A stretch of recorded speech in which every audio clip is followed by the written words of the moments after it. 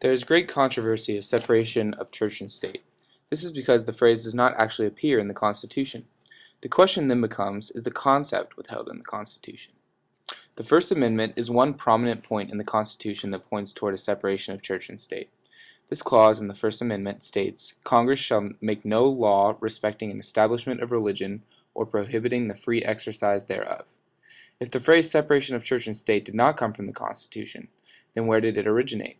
The origin most are familiar with is Thomas Jefferson's letter to the Danbury Baptist Association.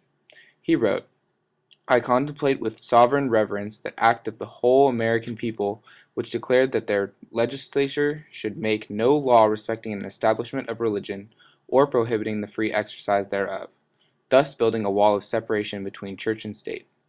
Article 6 in the Constitution also states that no religious test shall ever be required as qualification to any office or public trust under the United States.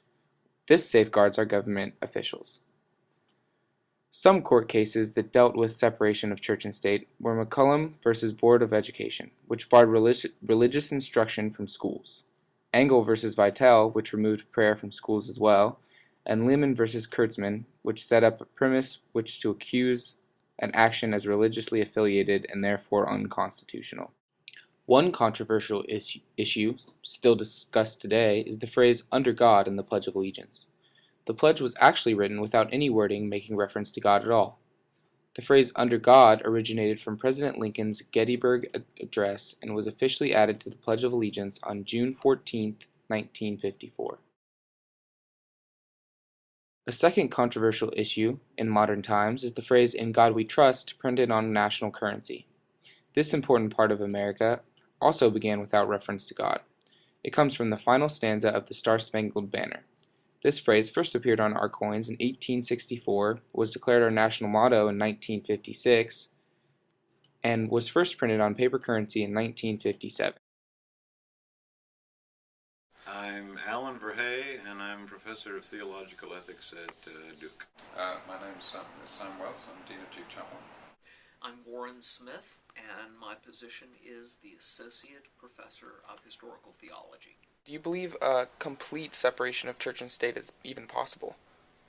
I think it's not actually possible because the state covers public life and religion covers public life, and there are bound to be significant overlaps. The complete separation of institutions, church and state, strikes me as possible. The better way to express what exists is that we do not have an establishment of religion, but that is not to say then that there is a separation of religious ideas and practices from, from public life. Do you believe that we have preserved the framers' original idea of no established religion in the country, or has it evolved to something completely different over time? I think the framers' original idea was to keep the meddling hands of the state off the church. Now it's almost always discussed about keeping the meddling hands of the church off the state. One account, a kind of, if you will, an Enlightenment account, says, for the sake of civil peace, we're going to allow all of these religions, all of these churches, freedom in the land, as long as they keep their religion private. A second account says something like, the state does not have competence to make religious judgments. I don't think there was just one intention. The fathers were more concerned about preserving a freedom of religious expression, worship, as a part of what we would say now is the free marketplace of ideas. There is a suspicion of the corrupting effects of religion upon political power. And I think that voice is certainly present among some of the founding fathers. What are your feelings on the phrase under God in the Pledge of Allegiance? I don't have a problem with under God in the Pledge of Allegiance. It does seem to me that it suggests that religious loyalties are more fundamental than state loyalties. I don't understand how, in a plural culture, people can justify it being there. I believe as a Christian that we're under God, but again, I don't feel there's anything to be gained by people who don't share that faith using the language of that faith presumably for their own sake, meaning nothing or feeling resentment about being asked to do so.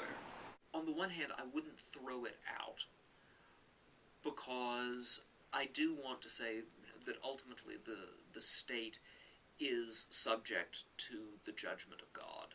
While I wouldn't want the pledge to go on at great length trying to describe who that God is, simply using the phrase "under God," I think fulfills the function that I would see religion as appropriately functioning vis-a-vis government.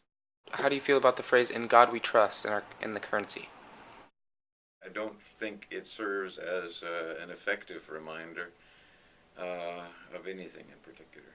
Christians are desperately arguing for the public reference to a God stripped of most of the characteristics that constitute the Christian gospel.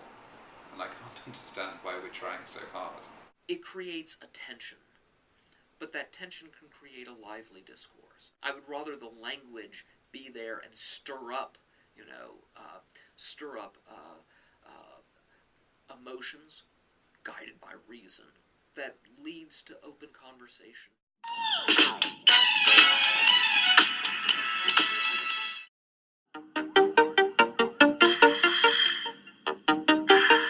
I'm a Christian. I'm a Catholic. I'm an atheist. I am not religious. I am agnostic. I'm Jewish.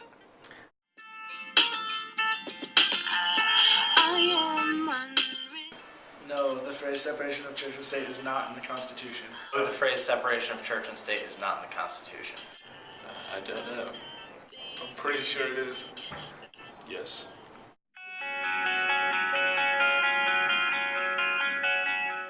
Yes, I believe the Constitution does call for separation between church and state. Yes, to an extent. Yes. I believe the Constitution intends to call for a separation of church and state.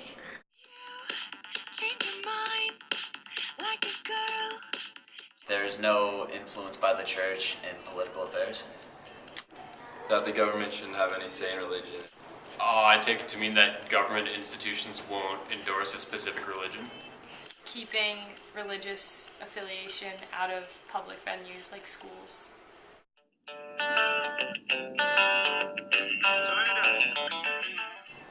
I think people have gone used to it and they don't even realize that the meaning of under God and the pledge of religion. It's all right. It's not ideal, but I don't have a huge issue with it. I think at the time it made sense, but I'm not sure if it still does.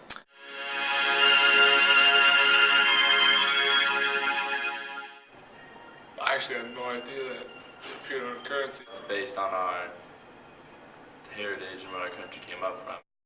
These trends shown here are consistent regardless of religious affiliation. 2/3 of people believe that the phrase separation of church and state is in the Constitution while it is not. However, almost all believe that the Constitution does call for a separation of church and state. Yet, they also believe that the phrases under God and in God we trust, in the pledge and currency respectively, should stay. Why is this? While I believe separation of church and state is desirable, I don't believe that it is actually achievable. I believe the framers' intentions were to 1. Keep government out of religion, so that people may express whatever religious beliefs that they have freely, and 2. Keep religion out of government so that no one religion is affecting government policies too heavily. With regard to under God and the pledge and the phrase in God we trust in currency, while I do not believe that we should have adopted either, I think at this point, by removing it, we would draw up too much controversy that is unneeded. I also don't think that either phrase is serving a great purpose to anyone in particular, because those who do not believe in God just overlook it, and those who do take it for granted, so neither person is really benefiting. I think that with the separation of church and state, there will always be that gray area, and new issues will be brought to the surface so that we will never actually be comfortable with the level of separation that we have.